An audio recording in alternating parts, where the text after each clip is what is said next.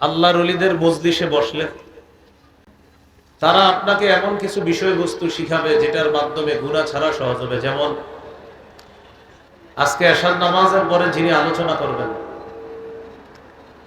আপনাদের কাছে আমার আবদার থাকবে হযরতের আলোচনা প্রথম থেকে শেষ পর্যন্ত মন দিয়ে শুনবেন। তার পুরো আলোচনা জুড়ে বুঝতে পারবেন, জানতে পারবেন কিভাবে একটা মানুষ আল্লাহর সাথে